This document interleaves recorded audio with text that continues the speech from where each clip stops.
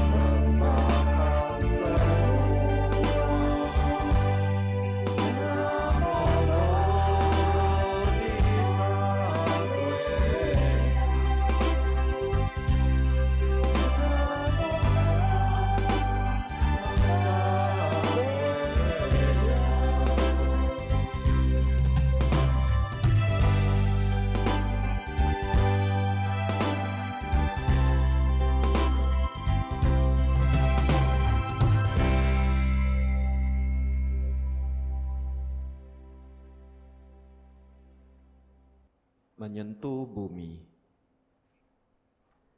Yang bersujud dan objek sujud pada hakikatnya sunyata. Oleh sebab itu komunikasi terjalin sempurna apa adanya. Pusat latihan kami adalah jaring indera, memantulkan semua Buddha di setiap sudut. Diriku berdiri di hadapan setiap Buddha. Aku berlindung kepadamu.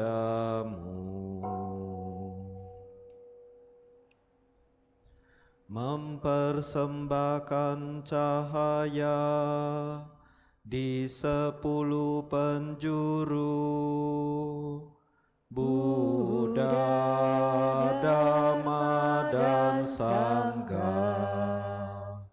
Kami bersujud padamu.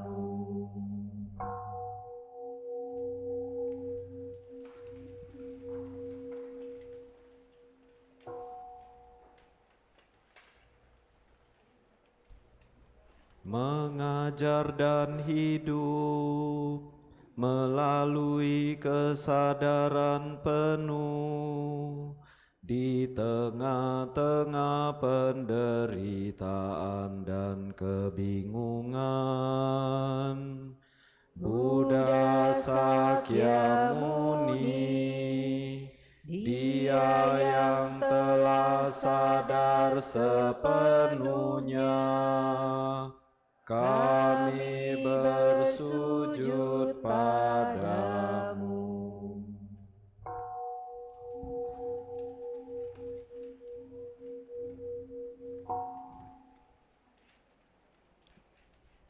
Memotong tembus ketidaktahuan, menyadarkan hati dan pikiran kami. Manjusri, Bodhisattva pengertian agung, kami bersujud padamu.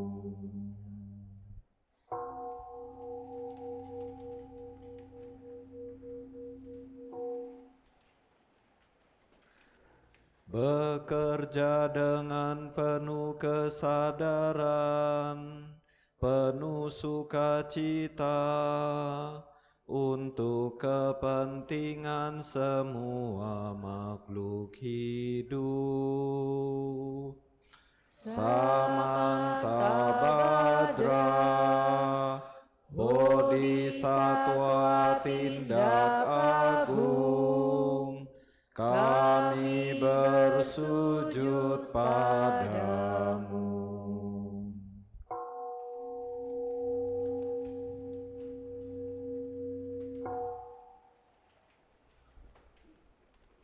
Mendengar secara mendalam, melayani makhluk dalam cara tanpa batas.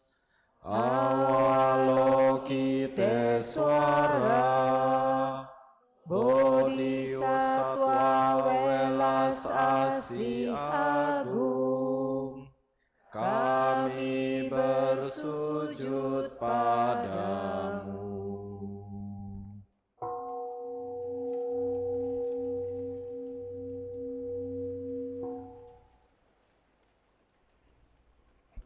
Tiada ketakutan dan tekun mengarungi alam-alam penderitaan dan kegelapan. Siti Garbha, Bodhisattva aspirasi agung, kami bersujud padamu.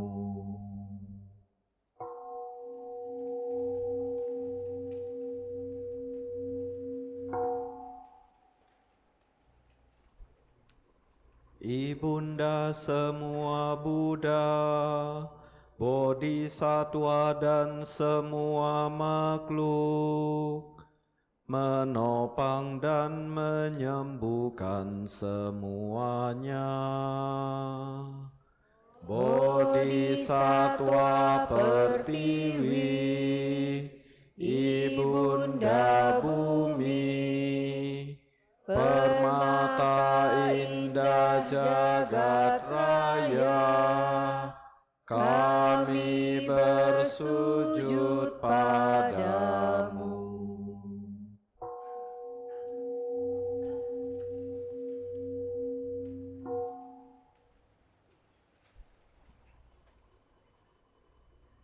memancarkan cahaya di semua penjuru, sumber kehidupan di dunia ini.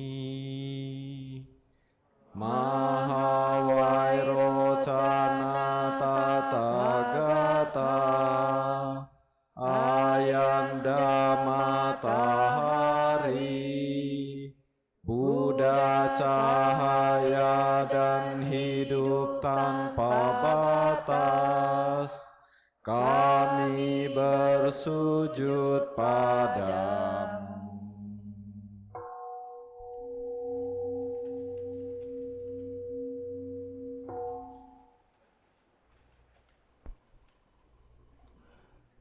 Benih kesadaran dan cinta kasih dalam anak-anak dan semua makhluk. Maitreya, Buddha yang akan datang, kami bersujud padamu.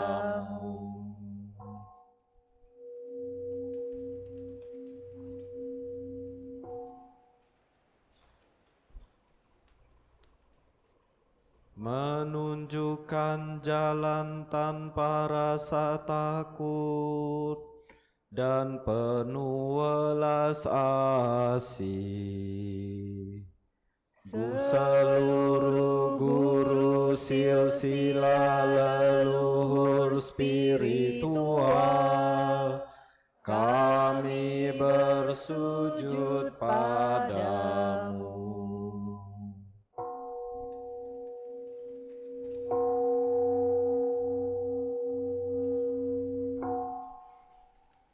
Umat dipersilakan untuk duduk dan bersikap anjali.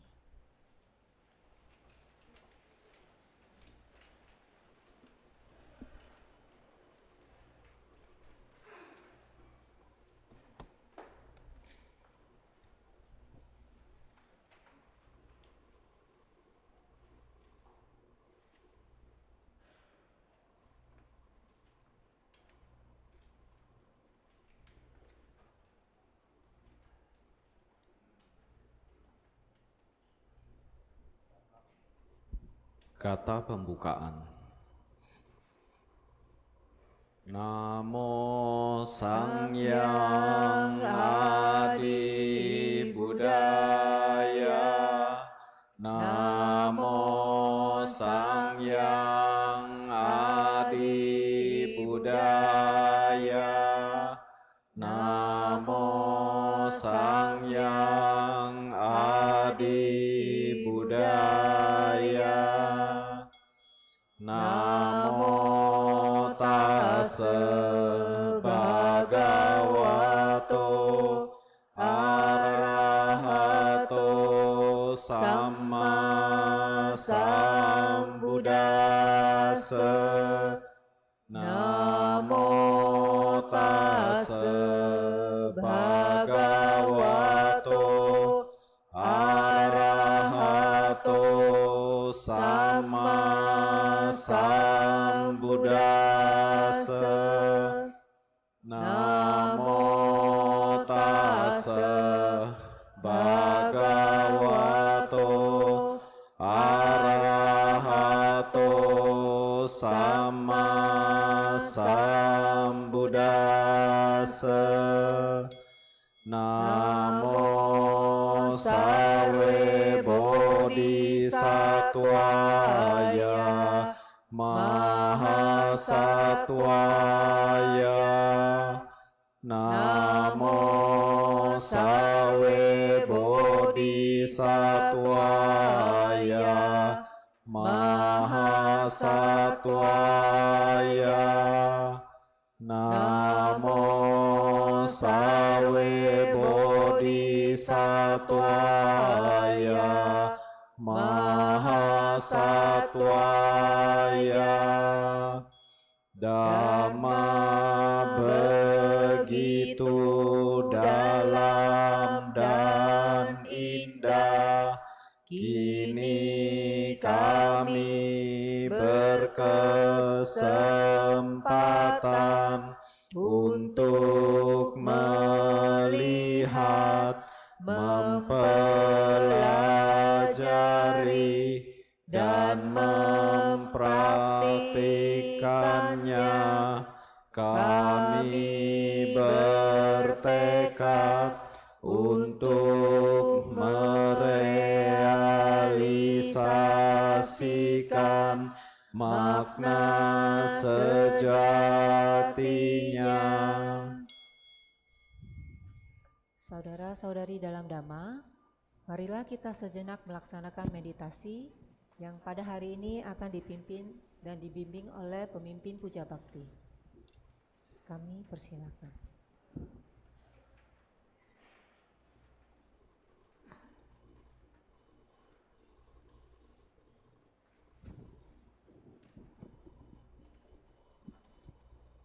Marilah kita bersama-sama berlatih meditasi duduk. Pilihlah salah satu postur duduk yang Anda rasa cukup nyaman dan bisa bertahan lebih kurang 10 menit ke depan.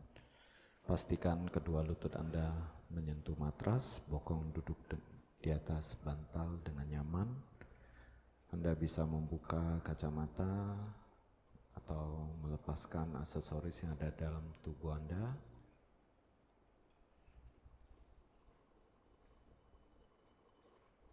Kedua tangan membentuk mudra samadhi di mana jari jemari tangan saling bertindihan. Tangan yang aktif ada di bawah. Kedua ibu jari saling bersentuhan ringan, membentuk satu lingkaran. Letakkan tangan Anda di pangkuan lutut dengan rileks. Bagian punggung rileks. Kedua lengan rileks.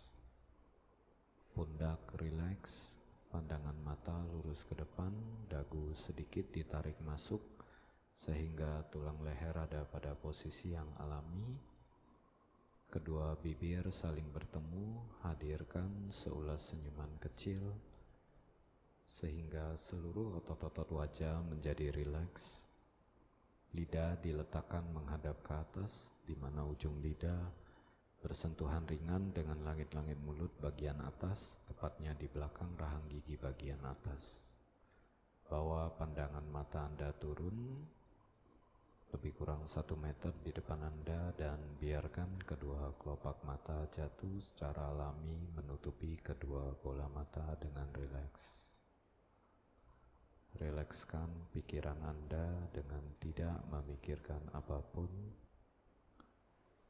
baik itu rencana yang akan Anda kerjakan di masa yang akan datang ataupun perihal yang telah terjadi di masa lampau. Sekedar hadir di sini saat ini bersama dengan tubuh yang sedang duduk.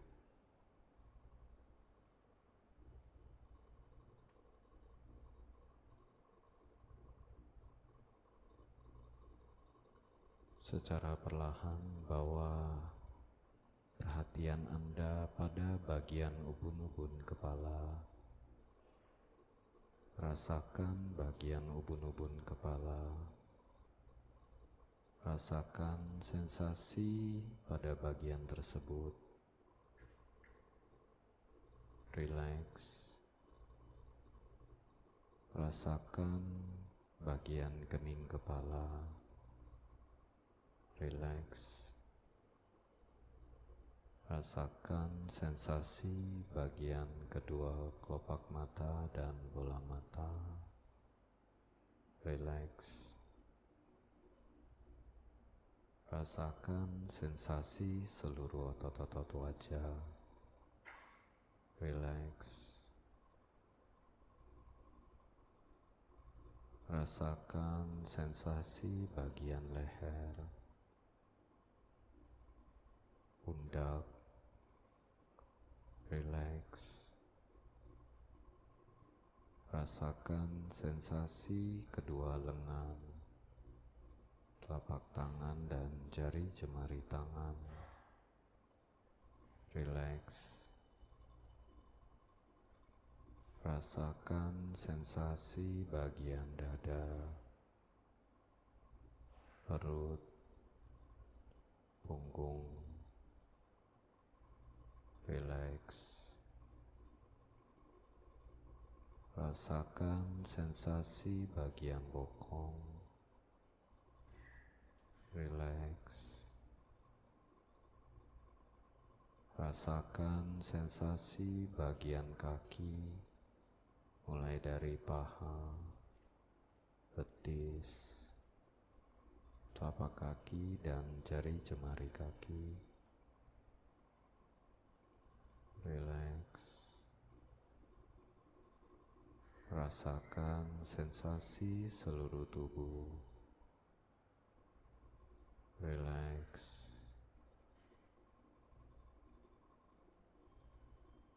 Apabila Anda merasakan tubuh belum cukup rileks, Anda dapat mengulangi relaksasi bagian per bagian dari tubuh, mulai dari atas, perlahan turun hingga ke bagian bawah. Rasakan sensasi dari setiap bagian tubuh yang Anda lalui. Lakukan beberapa kali hingga tubuh Anda menjadi rileks. Semakin rileks, semakin rileks.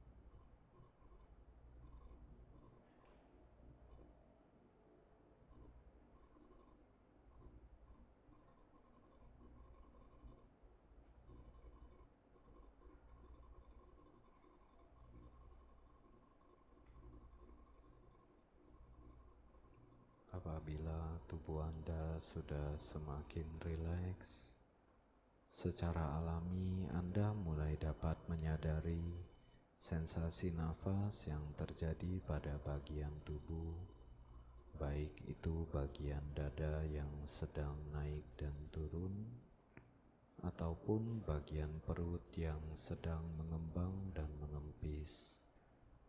Saat ini Anda dapat membawa perhatian Anda pada area sekitar lubang hidung dan rasakan sensasi keluar masuknya nafas melalui lubang hidung.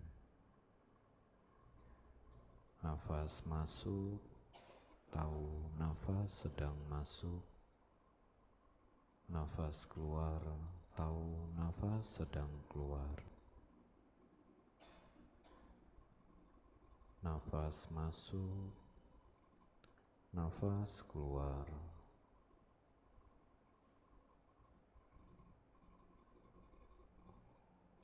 Apabila nafas Anda pendek atau cepat, Anda tidak perlu mengontrol atau mengatur nafas Anda sesuai dengan keinginan Anda.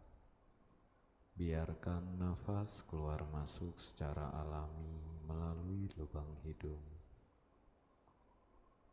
Anda hanya sekedar menyadari sensasi yang terjadi di area sekitar lubang hidung saat nafas keluar masuk melalui lubang hidung. Bawalah perhatian Anda secara terus-menerus pada area sekitar lubang hidung dan rasakan sensasi yang terjadi saat nafas yang alami keluar masuk melalui lubang hidung. Apabila bentuk-bentuk pikiran acak timbul, sadari, rilekskan dan lepaskan, dan kembali membawa perhatian Anda pada area sekitar lubang hidung.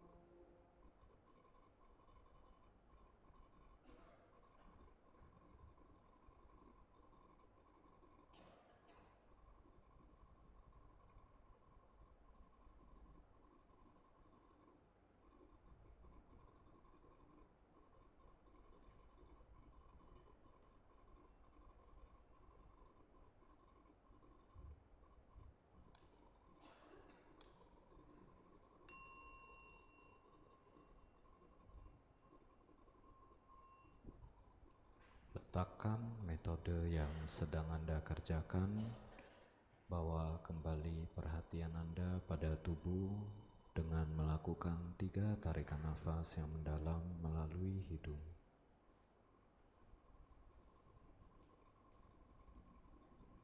Gerakan tubuh Anda sedikit ke depan, ke belakang, kiri dan kanan. Lakukan gerakan melingkar searah jarum jam sebanyak 3 putaran kecil dan berlawanan arah sebanyak 3 putaran.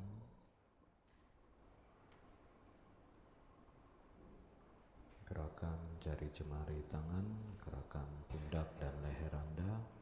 Angkapkan kedua telapak tangan bersikap anjali di depan dada. Perlahan buka mata Anda. Perhatikan jari tengah Anda, lalu meluas ke seluruh tubuh dan seluruh ruangan. Meditasi duduk selesai. Terima kasih.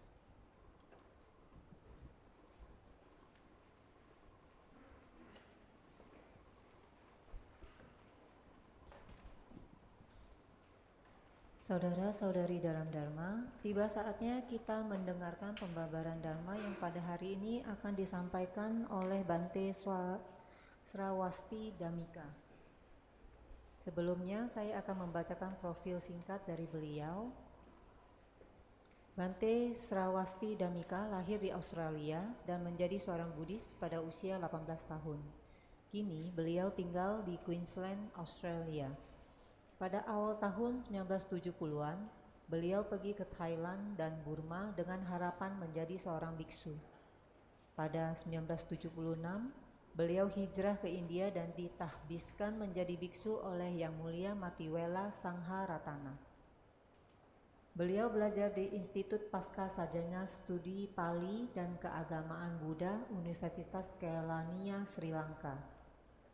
Bante Dhammika dikenal sebagai salah satu pendiri pusat meditasi Nilambe, pembicara, dan penulis terkenal yang telah menulis puluhan buku tentang berbagai aspek agama Buddha. 2 buku beliau yang paling terkenal adalah Buddha Wacana dan Good Question, Good Answer, yang juga telah diterjemahkan ke dalam bahasa Indonesia. Buku terbaru beliau yakni Jejak Langkah di Hamparan Debu, Kehidupan Buddha dari Sumber-Sumber Paling Kuno, terbit pertama kali dalam bahasa Indonesia oleh penerbit Karania, sebelum diterbitkan dalam bahasa Inggris. Pembabaran Dhamma pada hari ini akan dibimbing oleh Saudara Wirawan. Kepada Saudara Wirawan, kami persilakan untuk ke depan. Umat dipersilakan berdiri dan saling berhadapan serta bersikap anjali. Karena kita menyambut kehadiran Bante Srawasti Dhammika.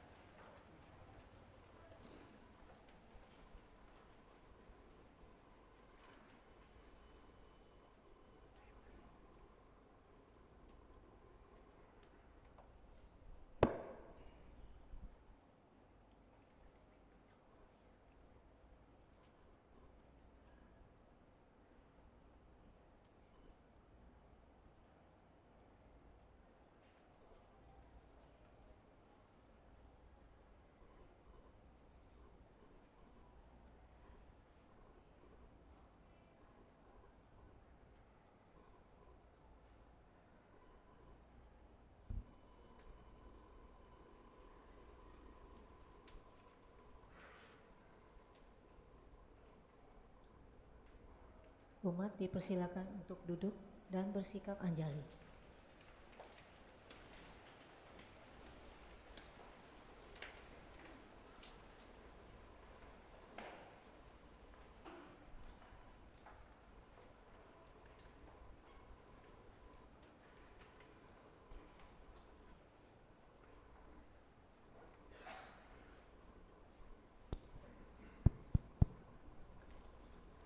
Tifu.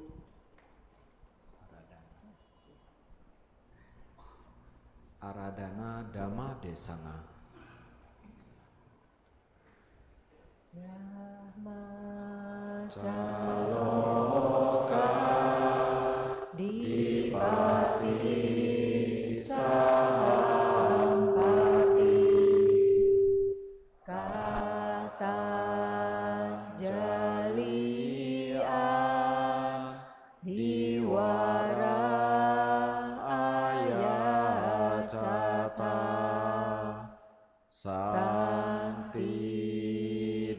sata paraja kajatika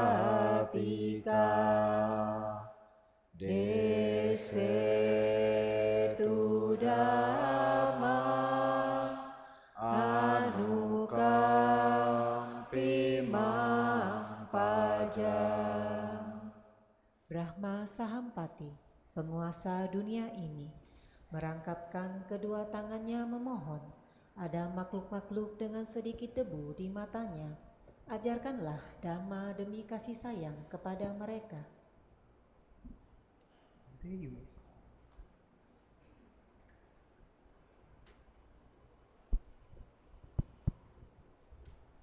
Right, good morning everybody, and I'm glad you've all come here today. Selamat pagi Bapak Ibu, terima kasih telah hadir pada hari ini. Today I have been invited to share with you some pictures that I took about 5 years ago when I spent a few weeks in Tibet. Hari ini saya akan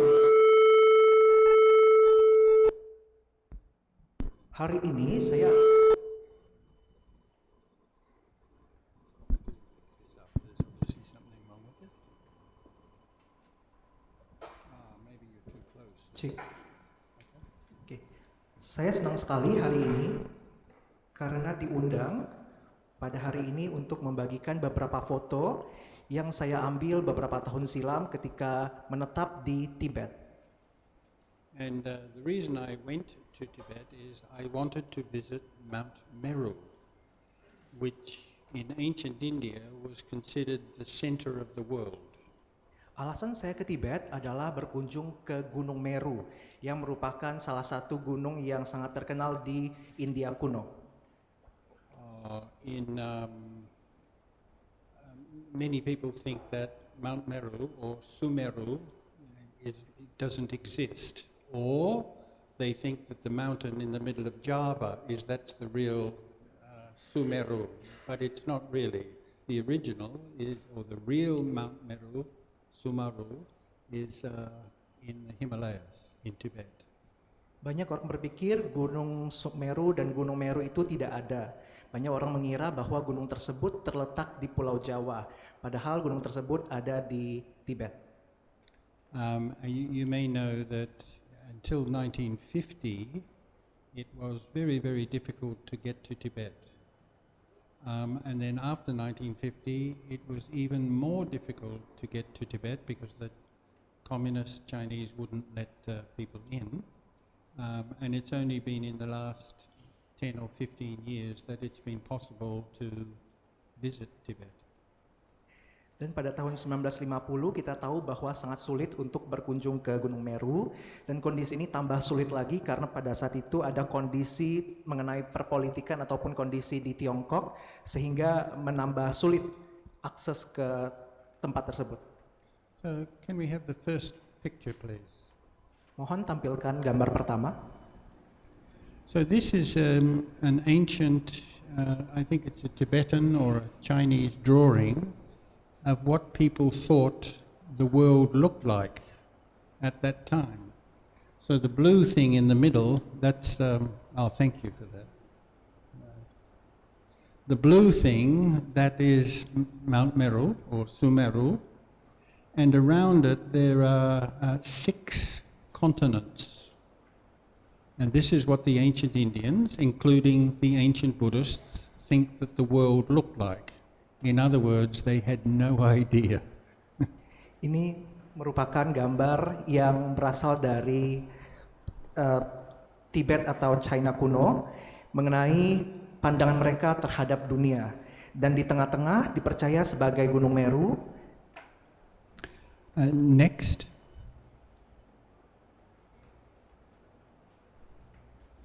Here's a Tibetan picture of Sumeru. And this is slightly different. Once again, in the middle you see Sumeru surrounded by a lake. So this was another version. The ancient Indians did not have one idea about what the world looked like. They had quite a few different ideas. So this is a Tibetan view of the world. Next. Dan ini adalah gambar versi yang lain mengenai Sumeru.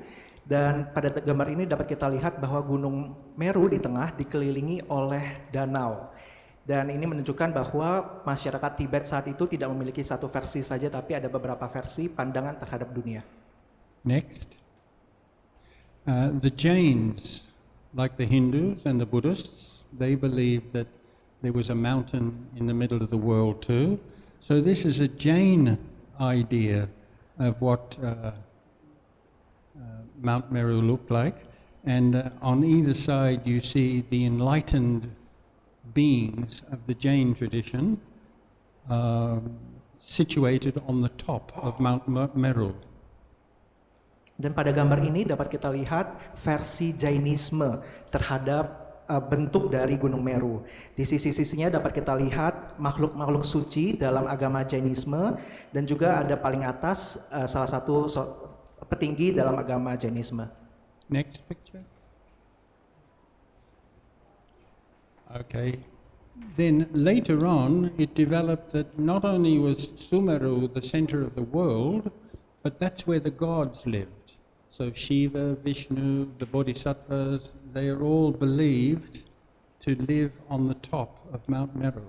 Now, I went there, and they don't live there. I don't know where they live, but they don't live on the top because I went there and I didn't see any of them. Banyak orang berpikir bahwa dewa-dewa tinggal di Gunung Meru, namun saya sudah pernah ke sana dan tidak menemukan dewa yang tinggal di sana. Next. This is in Burma. In about 200 years ago, a king of Burma built what he believed was a copy of the world. So in the middle you see Mount Meru, and around it, in a circle, are supposedly the different continents. Dan pada gambar ini merupakan gambar di Myanmar atau Burma. Pada 200 tahun yang lalu, Raja Myanmar membangun sebuah replika yang menyerupai Gunung Meru. Next. So about 7 years ago, myself and some friends, we got in an aeroplane. We flew to Kathmandu. And from Kathmandu, we took an aeroplane to Lhasa, the capital of Tibet. And here you see what it's like, the snowy mountains flying into Tibet. 7 tahun yang lalu, saya berkunjung ke Kathmandu, dan dalam pesawat menuju Lhasa yang merupakan ibu kota dari Tibet, saya melihat gunung bersalju ini. Next. Selanjutnya. The same view. You can see how high Tibet is and how rugged and barren it is.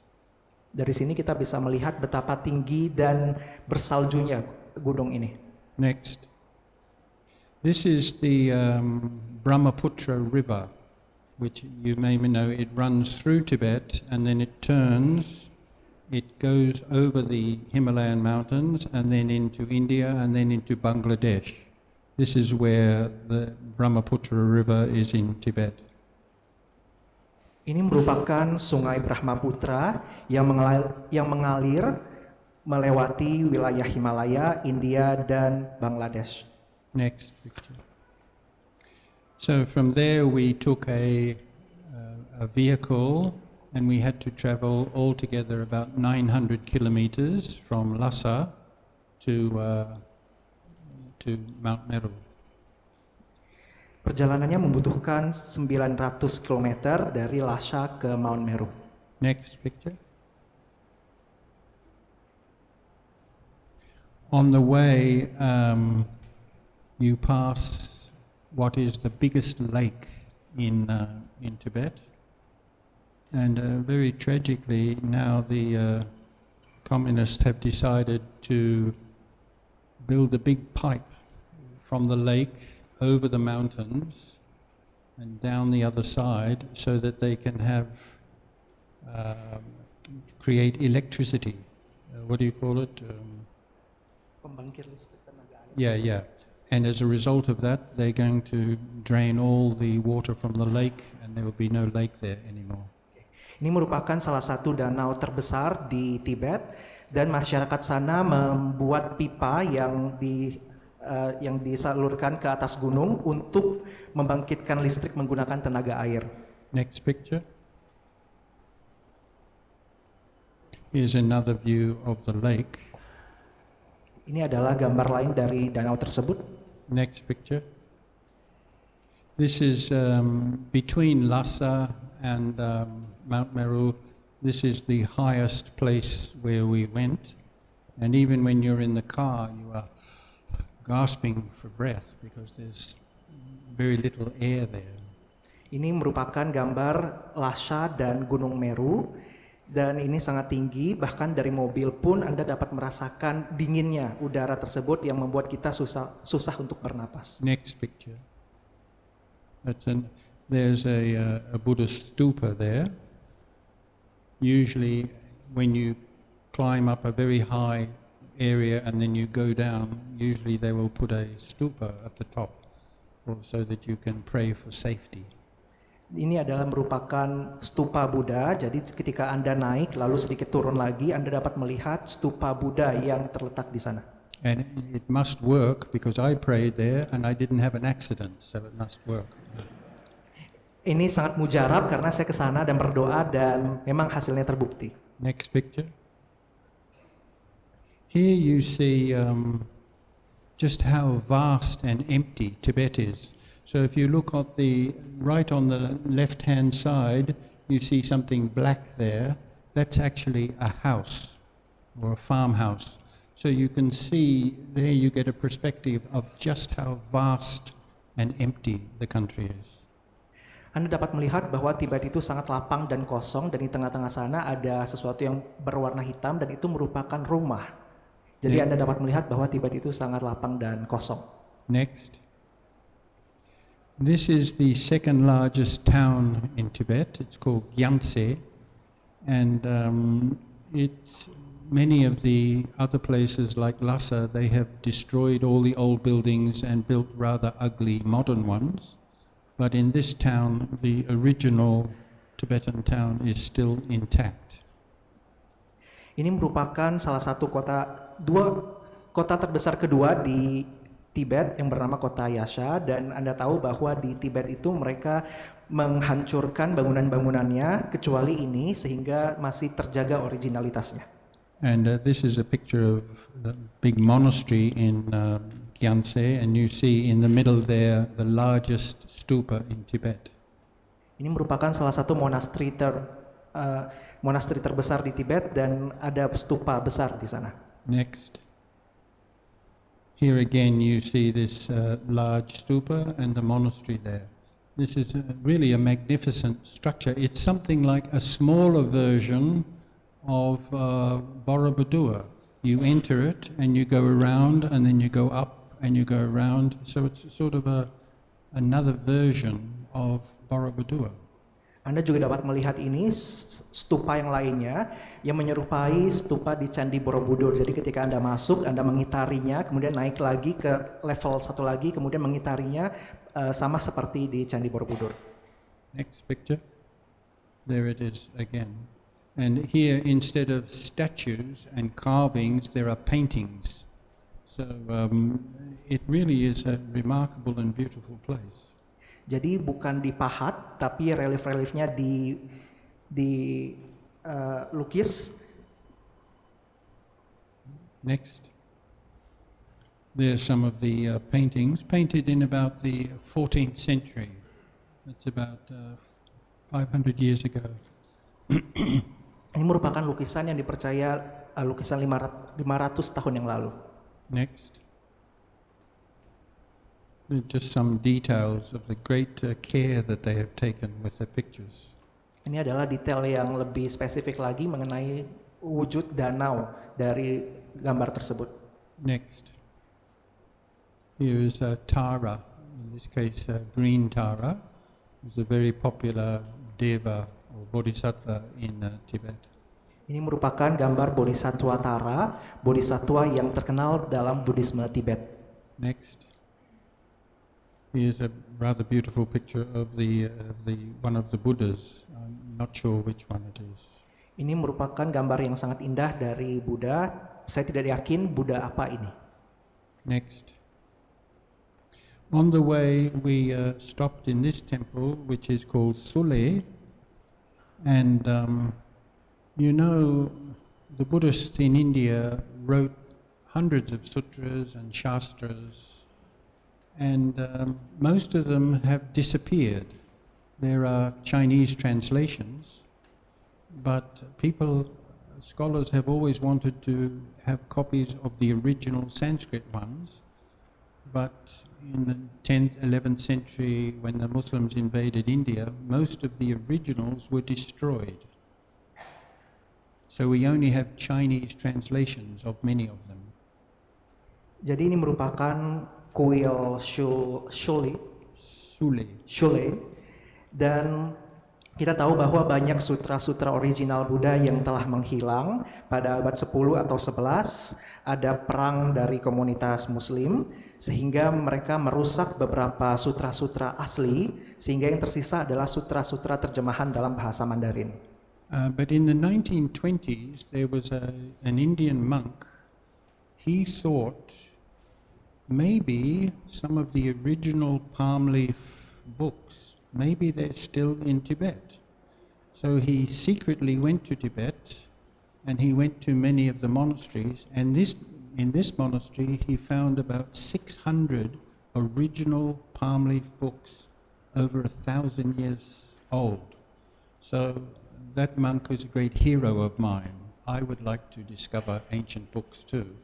Anyway, so I deliberately went to this monastery to see if the books were still there.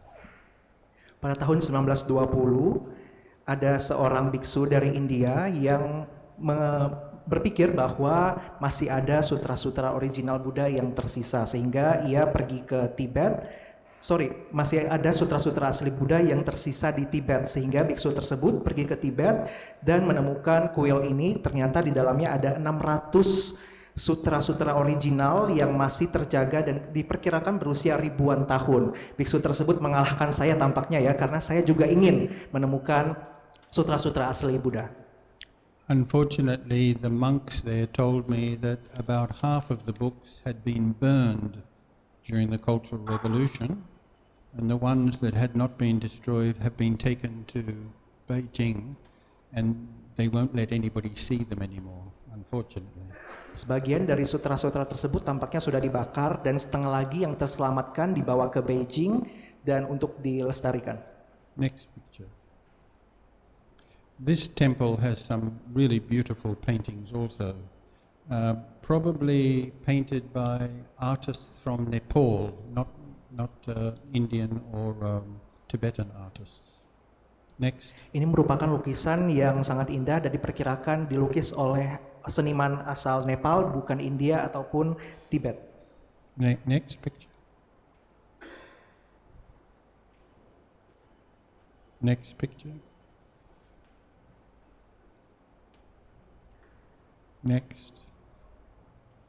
So, as we continued, after about 250 kilometers, we came to the road to Mount Everest. So I thought, if I'm in Tibet, I better go and have a look at Mount Everest. So this is on the way to Mount Everest. Sekitar 250 km kami berjalan, kami ingin menuju ke Gunung Everest. Mungkin ada sebagian yang belum pernah melihat Gunung Everest. Ini adalah penampakan dari gunung tersebut. Next. You see at the bottom there, the new road to Mount Everest. So our driver, he didn't go like this, down, down. He just went all the way down. And I wondered why this road was so good. Why would they make such a nice, smooth road all the way to Mount Everest? And they told me because when they had the Beijing Olympic Games, somebody had to, the torch, they had to run all the way down and then climb up the top of Mount Everest to stick it at the top of Mount Everest. That's why the road was made. But in my case, we just went straight round. It's cukup panjang ya, it's quite long, but I try to interpret That's it. the main point. Jadi Anda bisa lihat jalannya sangat ekstrim ya, berliku-liku, tapi pada saat saya ke sana saya hanya lurus saja seperti itu dan I think it was more. Gimana? Next picture. This is a village on the way, and if you look at the mountain behind it, you can see how the Himalayas were created.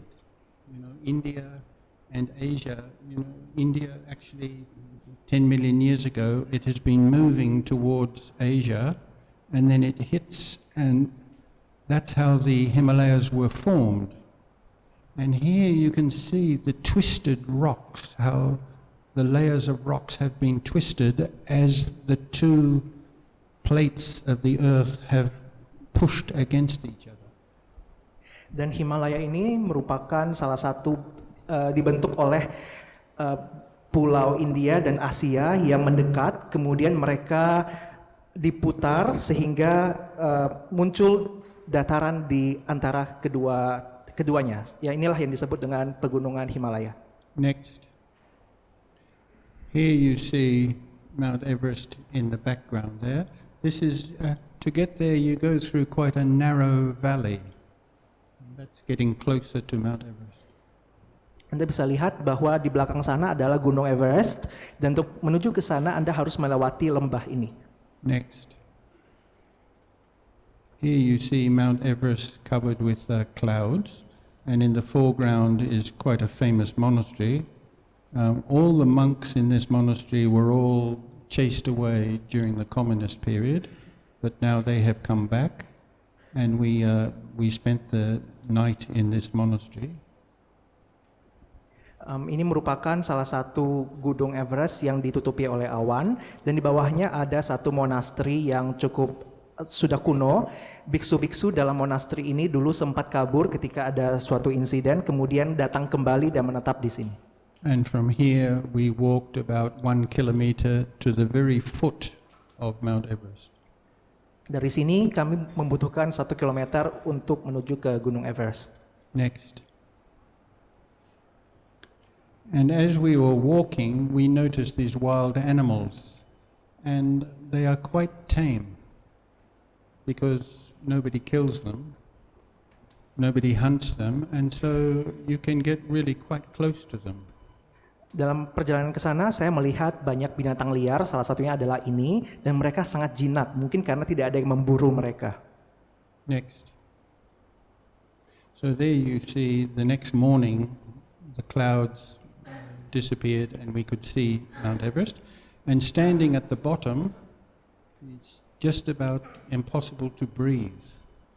So I wondered what it must be like on the top of Mount Everest. If you can hardly believe at the foot, what must it be like at the top? Oke, keesokan paginya saya lihat awan sudah mulai menghilang dan rasanya dari bawah saja sudah sangat kedinginan dan sulit untuk bernapas. Saya membayangkan bagaimana ya rasanya jika menuju ke puncak sana, mungkin bisa membeku kali ya. Next.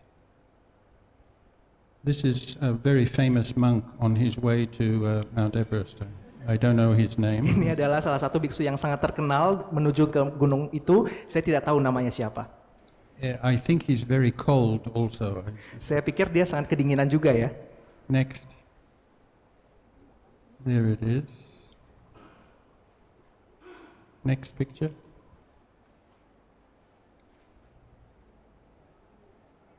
Next picture. Just near there was this small hermitage. A hermitage where one monk is living all alone. He's doing that. And we went up and we gave him some chocolate and things like that.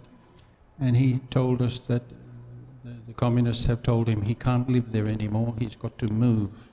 And he was very sad because he had lived there for many, many years. Dan di sekitar sana ada kuti biksu. Kami ke sana dan memberikan sebuah coklat, dan biksu tersebut bilang sudah tidak tahan lagi tinggal di sana dan ingin segera pergi. Next. This is the main highway on the way to Mount Semeru. Ini adalah jalan utama untuk menuju ke Gunung Meru. Next picture. This is actually the highest mountain in the world. The highest mountain in Tibet. Now, many people think that Mount Everest is the highest mountain in Tibet, but it's not so. Does anybody know why? Ini adalah gunung yang tertinggi di Tibet, bukan Gunung Meru ya. Mungkin ada yang tahu namanya apa? Well, the reason is Mount Everest, only half of it is in Tibet.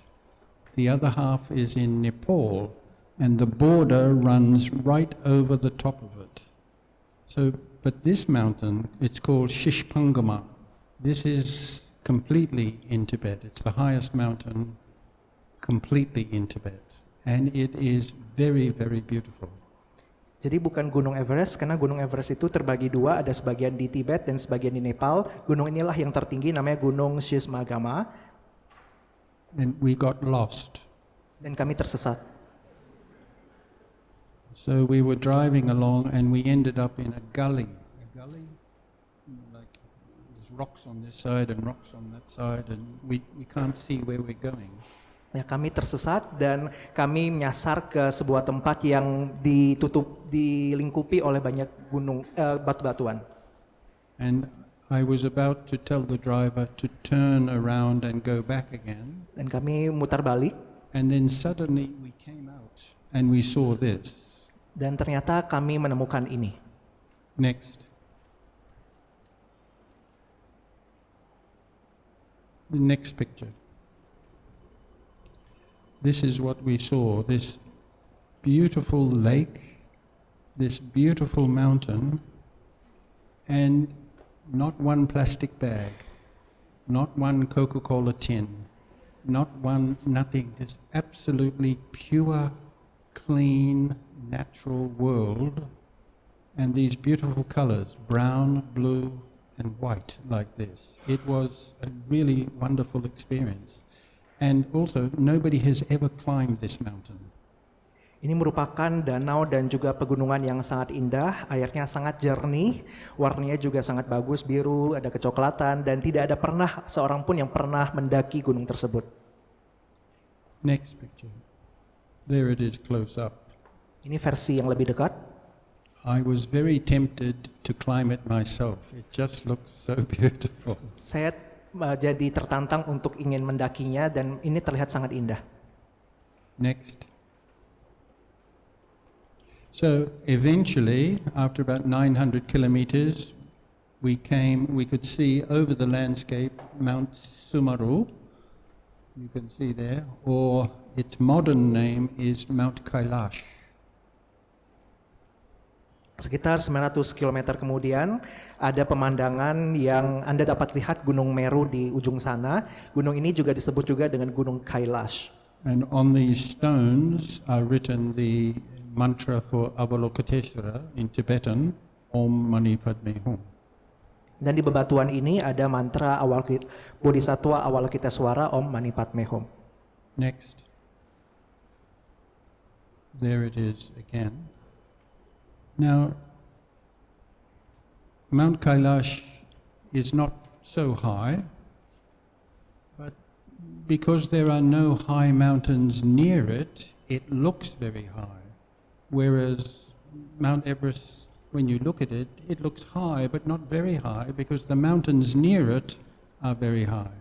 But this, it just pops up suddenly like this. So this is why the ancient people thought that it was the center of the world. The axis. What do you call an axis? What's the word for an axis? The center of a wheel. You have a wheel, and in the middle of the wheel, that the world moved around this. Dan Gunung Kailash ini sebenarnya tidak terlalu tinggi, namun karena di sekitarnya ada banyak pegunungan-pegunungan lain sehingga tampak Gunung Kailash ini mencuat tinggi ke atas.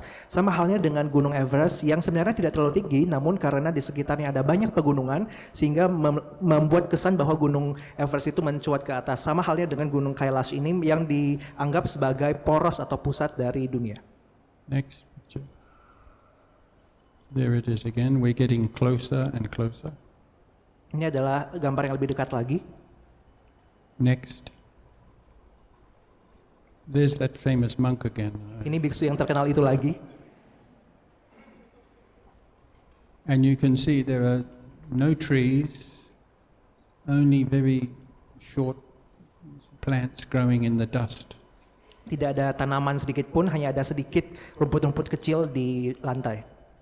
And in the 900 kilometers we went from Lhasa to Mount Kailash, we only passed 2 other cars. Not many people come here.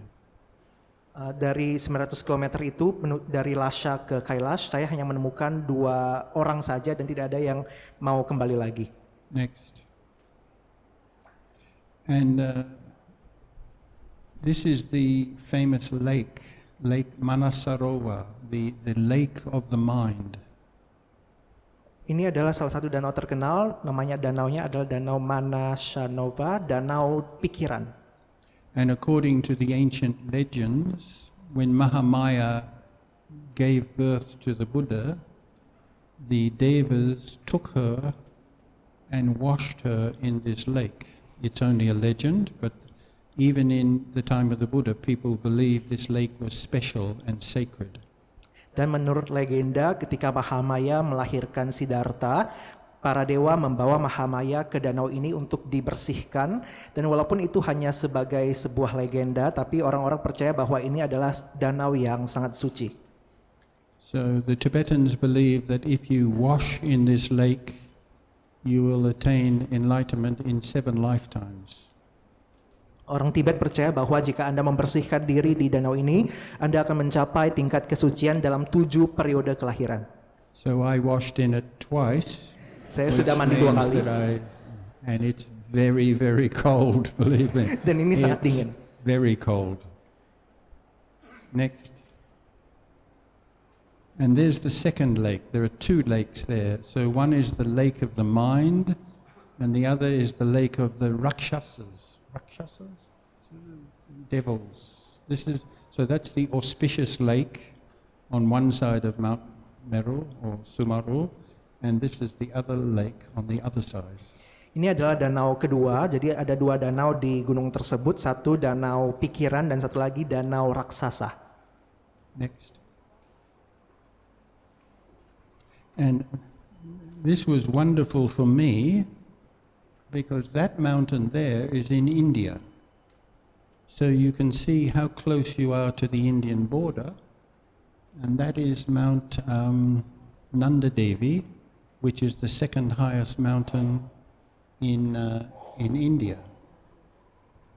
And I was really amazed to see it's only about 20 or 30 kilometers. If you walked there, you could cross over into India. Unfortunately, the border is very closely guarded, and even if you go near there, somebody might shoot you. Ini adalah pemandangan dari gunung itu adalah gunung di belakang itu adalah India dan jaraknya hanya sangat dekat, puluhan kilometer, dan ini merupakan gunung tertinggi kedua di India. Walaupun memang sangat dekat, tapi aksesnya sangat terbatas, bahkan mendekat pun kita bisa dalam bahaya karena ada bisa kena tembak seperti itu. Next. So there's a small village you come to, you sleep the night there, and then the next morning you walk around the mountain. So Tibetans, because they are used to the high altitude, they can do it in about 2 days. Most people do it in about 3 days. So we tried to do it in 3 days. So this is me just about to start on the journey around the mountain. Dan ini adalah sebuah permukiman atau perkampungan yang ada di sekitar gunung tersebut. Dan orang-orang biasanya berkeliling, menginap di desa ini, kemudian besok harinya berkeliling ke gunung. Kalau orang-orang Tibet asli biasanya membutuhkan waktu 2 hari, tapi orang-orang lain seperti saya membutuhkan waktu 3 hari. Ini adalah foto pada saat saya berkeliling ke gunung tersebut. And you can see I got wonderful Singapore Army boots. They're great boots. Ini adalah saat saya mengenakan boots dari Singapura. Next. So this is the actual starting point. It's a stupa, you walk under the stupa, and technically now your journey has begun. Dan ini adalah salah satu tempat yang sangat menonjol, ini adalah stupa dan jika Anda sampai ke stupa ini maka perjalanan Anda selesai. Next. This is you can see two people there, so you can see just how vast and empty it is. It's rather actually a little bit sort of frightening, because you're all alone and there's nothing but the wind, that's all there is. Anda dapat lihat di gambar ini hanya ada dua orang yang sedang berjalan di tengah itu. Ini sangat lapang dan kosong dan mungkin orang-orang tersebut juga ketakutan ya karena mereka berjalan sendirian, tak ada seorang pun, mungkin hanya ada angin di sana. Next. There are 3 monasteries around the mountain, very small ones, and these are the yaks taking supplies to the monastery. Dan ada 3 monastery yang ada di sana dan Anda dapat lihat ini adalah hewan yaks yang sedang membawa suplai makanan. Next. There's some more stones that people have cut Om Mani Padme Hum on them and they're just there. Ini adalah bebatuan yang banyak orang mengukir Om Mani Padme Hum di atas batu tersebut. Next. About the late afternoon of the first day, you get your first view close up of what Mount Kailash or Mount Sumaru looks like. It's quite a spectacular view. Keesokan sorenya kami tiba dan bisa melihat Gunung Semeru dengan lebih dekat dan ini sangat menakjubkan. Next picture. There's some of the melting snow there. Ada salju yang sudah meleleh di sana. Next. When we arrived in the first monastery on the first day, unfortunately it started to cloud over and become very cold, and our guide told us that it might snow during the night, and that would make it very difficult for us to continue the next day. Ini adalah monasteri pertama, pada hari pertama kami tiba di sana dan di sangat dingin sehingga pemandu kami bilang bahwa nanti malam kemungkinan akan turun salju sehingga sangat sulit untuk melanjutkan perjalanan berikutnya. Next. This is what the yaks looked like the next morning. Ini adalah covered with snow. Ini adalah pemandangan yaks terlihat keesokan harinya yang ditutupi oleh salju. So 2 of my friends wanted to stop. But because I'm a very brave and maybe a stupid monk, I wanted to continue. So we spent the whole morning walking through quite deep snow. Rekan saya ingin berhenti, namun karena saya sangat berani dan mungkin sedikit bodoh ya, jadi saya memutuskan untuk melanjutkan perjalanan di tengah derasnya salju ini. Next. So then it started not just to snow, but to the wind. And as we were going along, the wind in our face, I noticed these antelope, and they turn their bottoms so that the snow hits their bottom rather than the face. So I thought, that's a good idea, maybe I should walk backwards. It didn't work. Oke, jadi tidak hanya salju tapi juga ada angin ya, angin ini berembus dengan sangat kencang dan Anda dapat lihat antelop ini atau sejenis rusa yang sangat pintar sebenarnya daripada mengenai angin tersebut mengenai wajahnya, antelop ini membalikkan badannya sehingga angin-angin tersebut mengenai bokongnya. Saya pun berpikir, oh ini ide yang bagus ya, apa saya balik badan juga ya sehingga angin mengenai bokong saya. Next. Then anyway, I didn't take any more photographs because it snowed the whole time.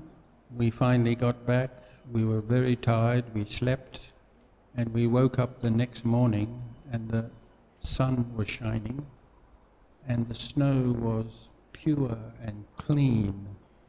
And when I looked out, I saw these wild donkeys, wild ass, running across the snow like that. That picture is so good. That photograph is so good, it should be in the National Geographic. That's a terrific picture. Keesokan paginya matahari sudah mulai bersinar dan sudah tidak begitu dingin seperti kemarin. Saya melihat pemandangan pagi itu ada keledai yang turun gunung, dan ini pemandangan yang sangat indah dan menurut saya layak untuk masuk ke National Geography. Next. There's another mountain nearby, actually higher than Mount Kailash, early in the morning with the wild animals there. Ini adalah gunung lain yang di dekat Gunung Kailash dan ada banyak hewan liar di sekitar sana. Next. There's the Lake Manasarowa covered with snow. Ini adalah Danau Manasaro yang tertutupi oleh salju. Next. When we were continued on our journey, I noticed behind our car were hundreds of birds flying behind us. And I couldn't understand why, but then I realized the reason is because when it snows, if the snow is this high, the birds have got nowhere to rest. There's no trees for them to rest. If they sit on the snow, they sink into the snow. So where the tires of our car, that has flattened the snow and they all sit along there. They are waiting for our car to move so that they can sit. But we did find also many birds that had died during the night, being killed in the snowstorm. Dalam perjalanan kami di dalam mobil, kami melihat bahwa banyak burung mengikuti mobil kami di belakang, dan saya pertama kali bingung kenapa mereka mengikuti mobil kami ya. Ternyata burung-burung tersebut sulit menemukan tempat untuk bertengger, karena jika mereka menginjak salju, mereka akan terjerembab ke dalam salju tersebut, sehingga dengan adanya mobil kami ketika berjalan rodanya akan membuat suatu lintasan menimpa salju tersebut, sehingga burung-burung tersebut dapat beristirahat atau bertengger di salju yang telah ditekan tersebut. Tapi dalam perjalanan kami juga menemukan banyak atau beberapa burung yang mati. Next. There's that famous monk again. Biksu famous lagi. Next.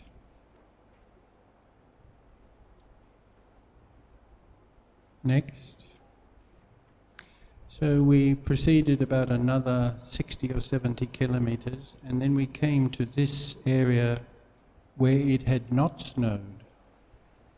And this is a vast area similar to the Grand Canyon in America. Sekitar 60 km kami sampai ke suatu tempat yang tidak bersalju, dan tempat ini juga sangat lapang menyerupai Grand Canyon di Amerika. And there are valleys and passages for hundreds of kilometers. And until recent times, if you went in there, it would be very easy to get lost because there was no proper road. It is only since the communists have built a road that it is safe to go in there and to be able to get out without being lost. Tempat ini sangat luas dan tidak ada jalan yang layak, sehingga jika Anda ke sana, Anda mungkin akan tersesat karena jalannya sangat sulit. Next. Next. This goes hundreds of square kilometers, this whole area, utterly barren. Ratusan kilometer kemudian Anda dapat melihat area ini. Next.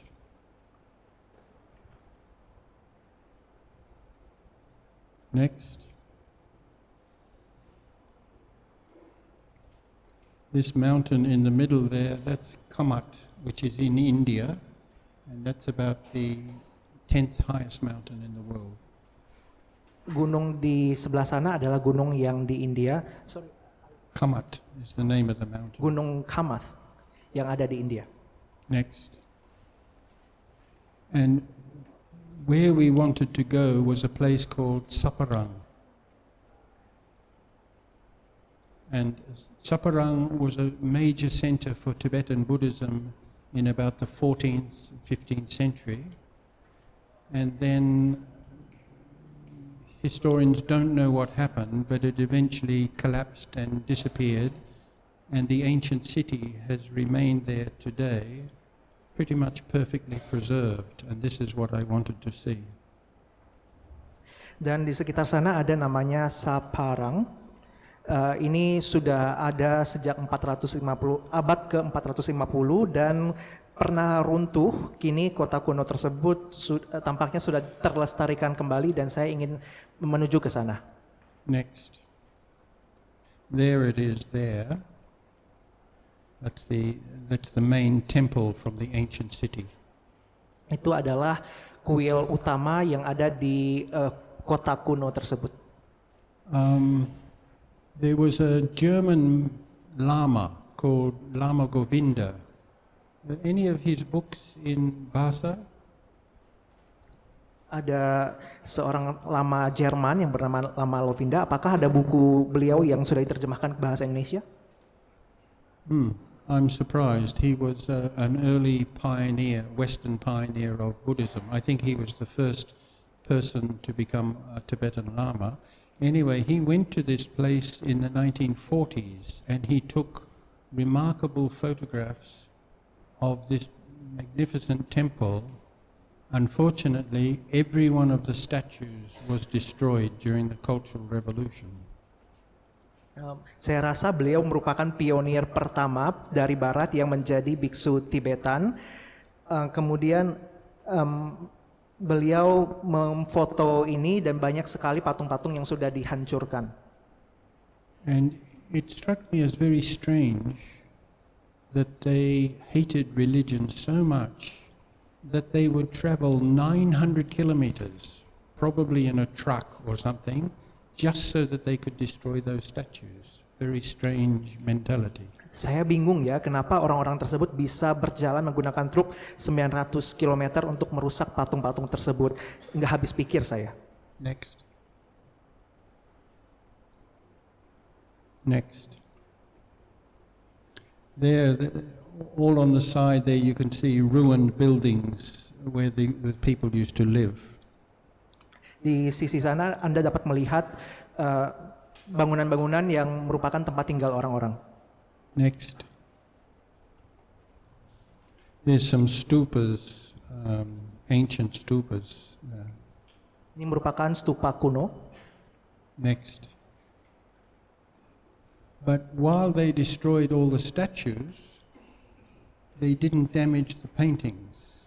Tapi ketika mereka merusak patung-patung, mereka tidak merusak gambar-gambar. And on the walls of the paintings are the perfectly preserved, beautiful paintings of the life of the Buddha. So here you see the Buddha next to the Niranjana river, practicing his austerities. Jadi ada sebuah tembok besar yang ada banyak lukisan Buddha yang masih terlestarikan dan ini adalah salah satu contohnya. Next. Here he is under the Bodhi tree. Ini adalah Buddha di bawah pohon Bodhi. Next. Here he is. Why can you tell that this is the Buddha's first sermon, the Buddha's first teaching? How can you tell? Ini adalah momen saat Buddha pertama kali mengajar Dharma. Disebut apa ya ini?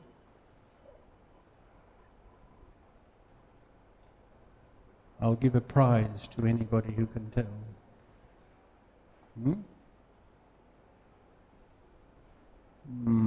What about the two deer? Bagaimana dengan dua rusa itu? Below him, there's a deer and a Dhamma wheel and another Ada deer. rusa, ada roda Dharma, kemudian ada rusa lagi. Dhammacakka Pavattana Sutta. Sutta Dhammacakka Pavattana. Next. Here he is surrounded by monks with what do you call kakara? A stick with the rings on it. What's the word? Chinese word or no? Okay. Ini adalah gambar Buddha. What's the Chinese word? Kakara. See the monks, each of them has got a bowl and one of these sticks. I think the sticks are used to hit people when they can't answer questions about Buddhism. Yeah. Ini adalah gambar Buddha dikelilingi oleh para biksu yang memegang mangkuk dan juga tongkat khas biksu China. Saya kira ini tongkatnya digunakan untuk memukul orang ya, jika nggak bisa menjawab pertanyaan hanya bercanda. Next. I'm not sure what this is. Saya tidak begitu familiar dengan ini. Next. These are the stupas that were built after the Buddha's died and his ashes. The eight stupas. This is 4 of them here. Ini adalah stupa yang merupakan bagian dari 8 stupa awal yang menyimpan relik ataupun abu Buddha pada saat beliau parinibbana. Next. I took several hundred photographs here. I have just selected some which show the quality and the beauty of some of the art. Saya mengambil ratusan foto, namun saya hanya tampilkan beberapa yang kualitasnya bagus. Next. Oh, an elephant. Gajah. And on him he has the 3 jewels, the Buddha, the Dhamma and the Sangha. Ini melambangkan 3 permata, yakni Buddha, Dhamma, dan Sangha. Next. And then after that we came back nearly 900 kilometers to try to get into Nepal, cross the border into Nepal. Here we are again, not very far from Mount Everest. Dan setelah itu kami kembali lagi menghabiskan 900 km menuju ke Nepal, balik ke Nepal, dan ini adalah pemandangan Mount Everest. Next. Next.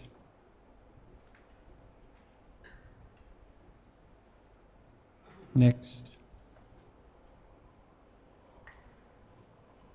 Next. Next. Here's the last village in Tibet before you get to Nepal. And for me this is a wonderful experience because we had been 10 days in Tibet looking up at the mountains. So you think you are at a normal sea level. But when you get here, for a whole day you go down. And it's only then you realize how high you have been. So virtually the whole day your car's going down, down, down, down, down, down. That's only then when you realize just how high Tibet is. Ini adalah desa terakhir yang kami kunjungi, dan karena kami sudah berada di sana 10 hari, kami pikir yang kami injak itu setinggi permukaan air ya.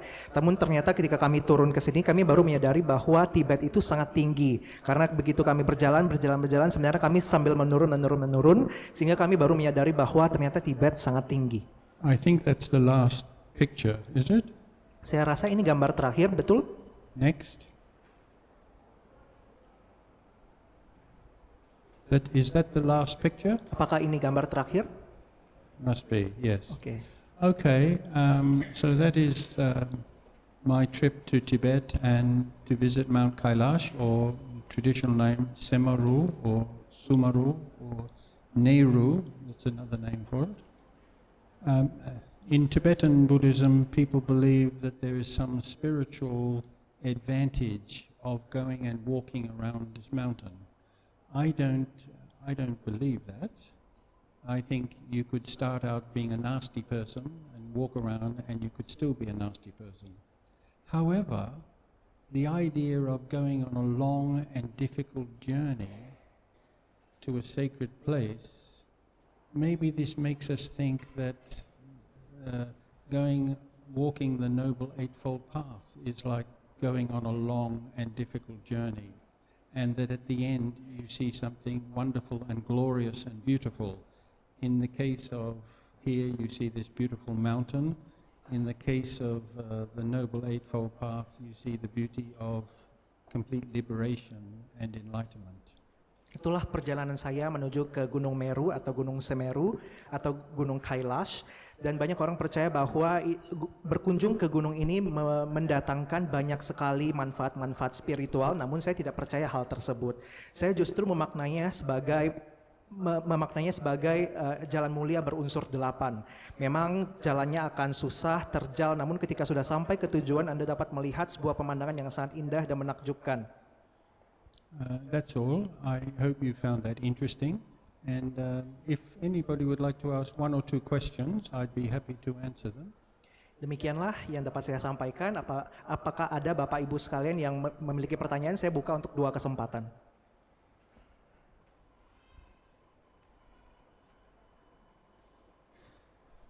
Okay. Thank you very much. And Baik, terima kasih I hope banyak. you enjoyed that. Semoga Anda menikmatinya. And thank you for translating.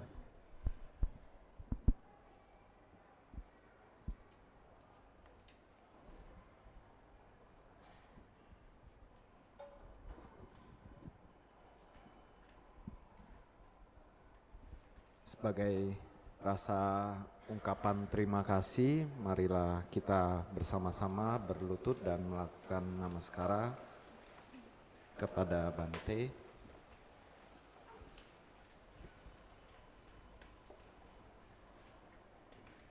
Kita akan melakukan satu namaskara.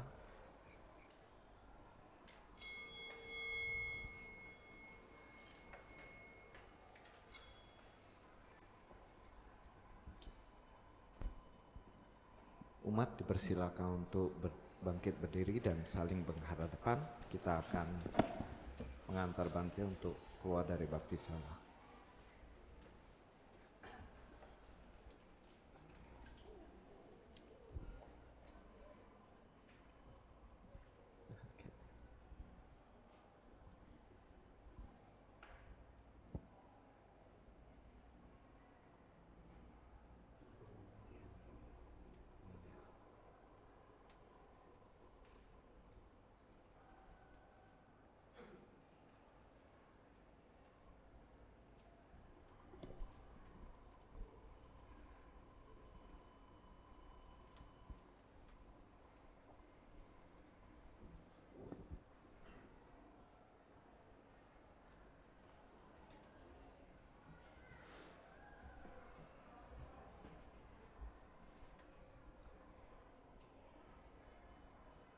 Umat dipersilakan untuk duduk dan bersikap anjali. Kita akan melanjutkan puja bakti.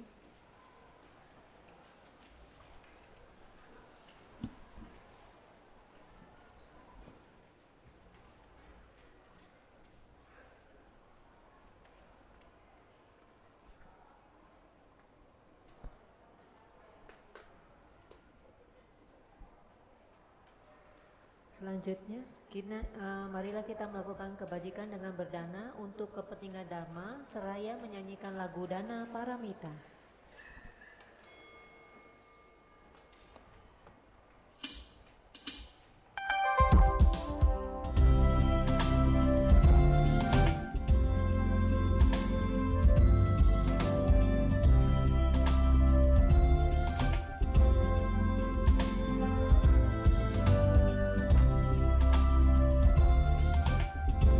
Bagi yang ingin menggunakan kode kris, boleh mengangkat tangannya sehingga petugas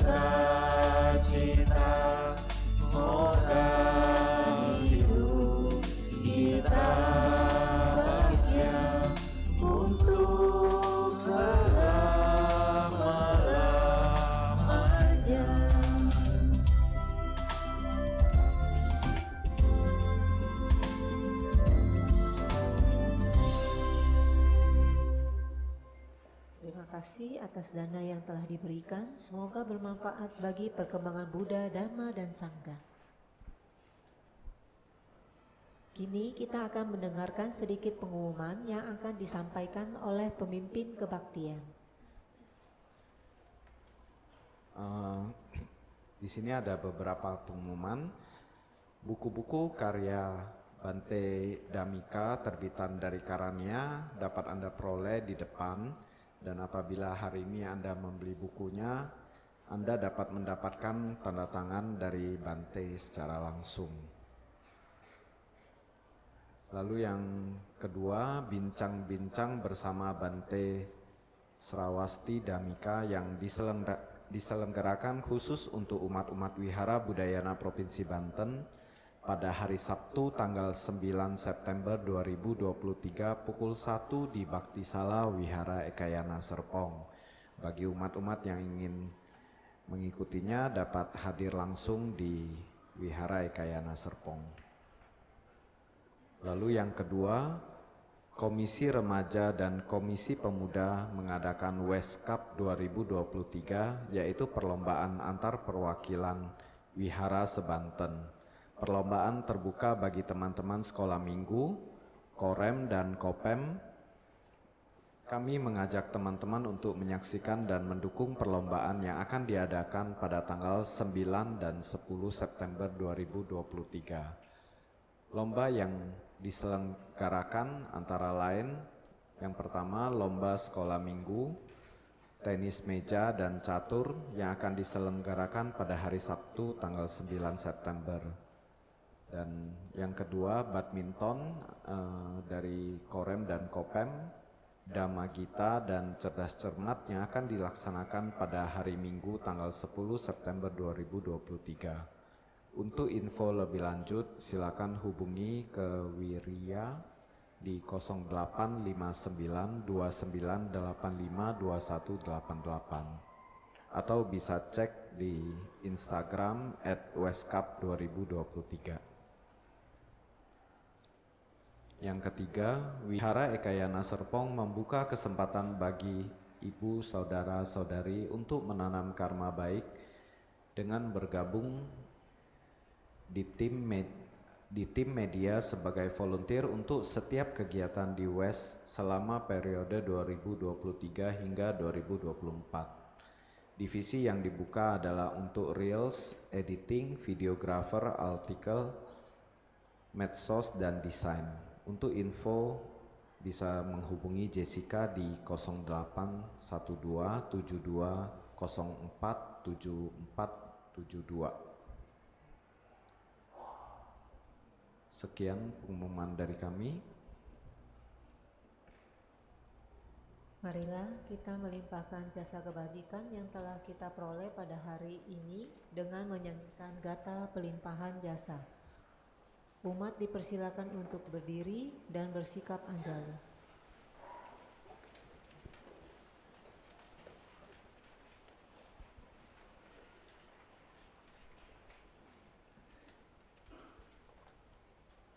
Berbagi jasa kebajikan.